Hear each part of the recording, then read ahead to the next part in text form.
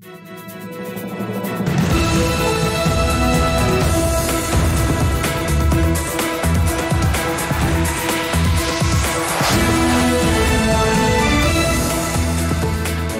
good evening. This is TV7 Israel News broadcast to you from Jerusalem, and in today's top stories.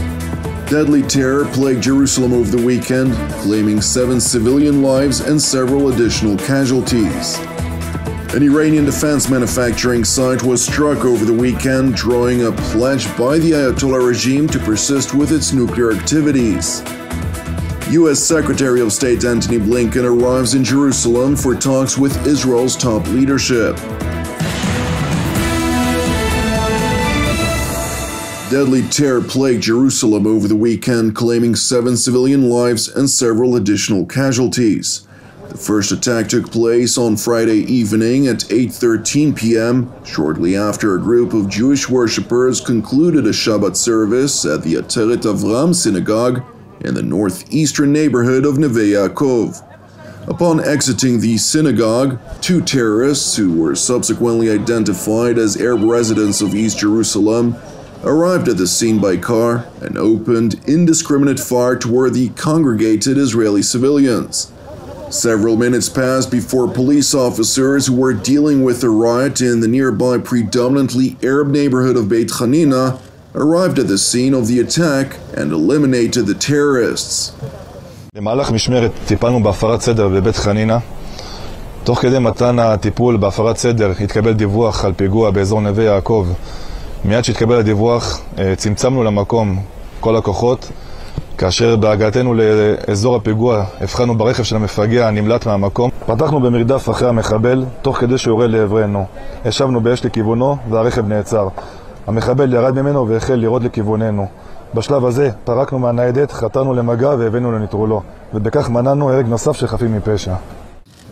The abhorrent act of terror, which was carried out on the International Holocaust Remembrance Day, regrettably claimed the lives of 7 Israeli civilians, including a recently married husband and wife aged 48 and 45, an elderly 70-year-old woman, and 4 men aged 20, 25, 30, and 56. Meanwhile, funerals were held for the majority of the Israeli victims. אתה הגיבור שלי, אבא. בחרת לקפח את חייך למען אחרים, ואני אנצור זאת בליבי לעד, ולהריץ אותך לעולמי עולמים, אבא. It is important to know that while the abhorrent act of terror was broadly condemned, with leaders from across the world calling their Israeli counterparts to relay their respective nations' condolences, thousands of Palestinians across the West Bank districts of Judea, Samaria, and the Jordan Valley, as well as the Gaza Strip, flooded the streets of cities, towns, and villages to celebrate the attack. Moreover, the Western-backed Palestinian Authority released a statement in which it proclaimed that Israel bore full responsibility for the attack, relating it to mounting tensions and violence across the Palestinian-controlled territories, while the Islamist Hamas organization praised the deadly act of terror as an act of justified revenge over Israel's counter-terror operation, which killed 8 operatives of the Iranian proxy Palestinian Islamic Jihad in Jenin. The next morning, on Saturday in Jerusalem, yet another terror attack took place, this time at the upper hill of the city of David adjacent to the walled city. The terror attack was initially reported at 10:42 a.m. when a 13-year-old child opened fire toward a group of Jewish worshippers making their way to the western wall in the ancient city. From what we understand happened at the scene, it was an ambush terror attack on the hands of by a 13-year-old terrorist. He waited to ambush civilians that were here in the area. The ambush took place on 5 civilians as they were going through their prayers. We have 2 civilians in critical condition. It is a father and a son. The critically injured son of the second Israeli victim, an active duty IDF soldier, reportedly managed to react to the shooting attack by opening fire toward a 13-year-old assailant, neutralizing him at the scene. And while the wounded terrorist was taken to a nearby hospital for life-saving treatment, police highlighted the unfortunate reality in which terror organizations are actively encouraging and inciting children to carry out attacks against innocent civilians. Meanwhile, during the Israeli government's weekly cabinet meeting in Jerusalem, Israeli Prime Minister Benjamin Netanyahu relayed a speedy recovery to the wounded who sustained separate degrees of injuries. אני בא עכשיו מבתי החולים שערי צדק והדסה הר הצופים. שם ביקרתי את הפצועים משני הפיגועים הקשים בירושלים. כולנו מאחלים להם רפואה שלמה ומהירה. אנחנו גם מחזקים את הצוותים הרפואיים שמטפלים בהם במסירות אין קץ. Netanyahu further announced a series of decisions which Jerusalem's security cabinet approved as part of Israel's war on terror. אנחנו התאמנו הבוקר את ביתו של המחבל שביצע את הפיגוע הנפשע בירושלים, ובהמשך ביתו ייהרס. החלטנו על שלילת זכויות בביטוח לאומי ממשפחות תומכות טרור, ובממשלה נדון היום על צעדים נוספים, ביניהם שלילת תעודות זהות ושלילת תושבות ממשפחות מחבלים תומכות טרור. The Israeli Prime Minister also continued by asserting that a series of measures will be advanced to further bolster Israel's presence in Judea and Samaria as a response to the acts of terror which aim to uproot the Jewish people from their ancestral homeland. כמו כן נחליט בקרוב על צעדים לחיזוק ההתיישבות ביהודה ושומרון כדי להעביר לטרוריסטים שמבקשים לעקור אותנו מארצנו שאנחנו כאן כדי להישאר. בנוסף הנחיתי את ראש המל"ל לבדוק צעדים נוספים שעלו בקבינט והם יוצגו לציבור בהמשך. איננו מחפשים הסלמה, אבל אנחנו ערוכים לקראת כל אפשרות.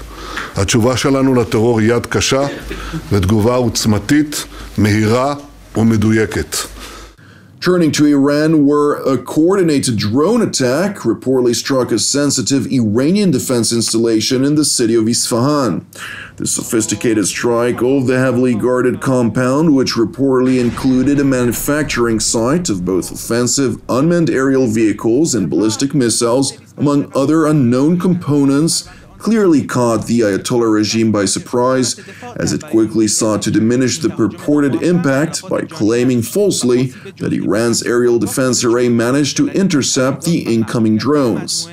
Nevertheless, speaking next to visiting Qatari Foreign Minister Mohammed bin Abdul Rahman Al-Thani, Tehran's top diplomat proclaimed that the actions of the Islamic Republic's enemies will not impede the Ayatollah regime's determination to advance its nuclear program.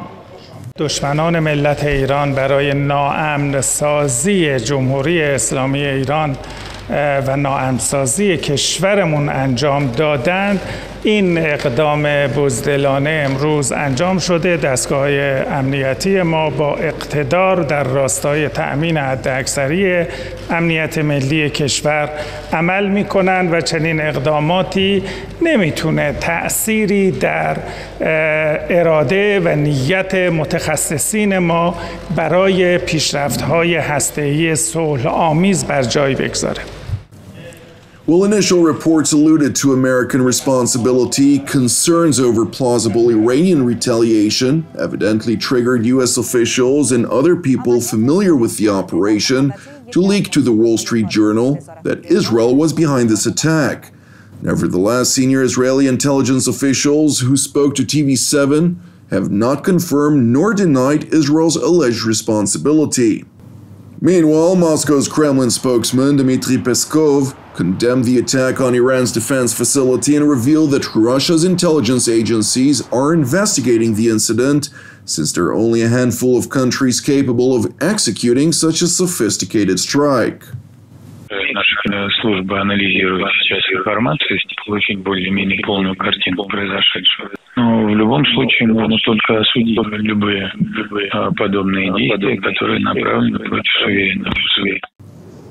Meanwhile, in Cairo, ahead of his visit to Israel today, U.S. Secretary of State Antony Blinken, speaking alongside his Egyptian counterpart Samih Shoukry, responded to a question regarding Washington's joint efforts with Jerusalem and other partner capitals in the region to confront Tehran's malign ambitions.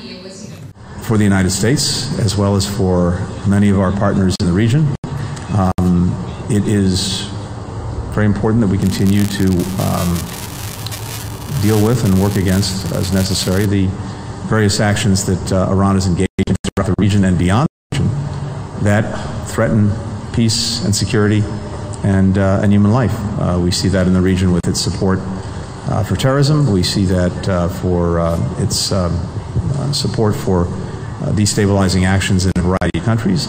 And now, of course, we're seeing that in a very different part of the world with its support for Russia's aggression against Ukraine with the provision of drones and potentially other military technology. And of course, we see what's happening on the streets of Iran as people are simply trying to stand up to be able to voice their views and are not being allowed to do so. So this is something that's part of the conversation that we're having across the region.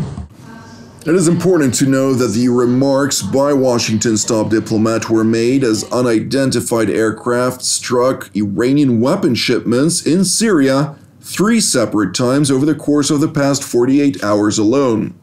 The separate convoys were said to include sophisticated weaponry, which were reportedly earmarked for the Iranian proxy Alfa brigades, which consists of Shiite Afghan militants who pledged their allegiance to the Islamic Republic's supreme leader, Ayatollah Ali Khamenei, and are primarily entrusted under guidance of the RGC's Quds Force with Iran's smuggling efforts from Iraq into Syria. Thank you for watching TV7 Israel News. We would like to encourage you, pray for our persecuted brothers and sisters worldwide, as well as for the peace of Jerusalem and salvation of Israel. I'm Jonathan Hassan wishing you a Shavua Mevorach, and God willing, we'll see you again tomorrow at the same time.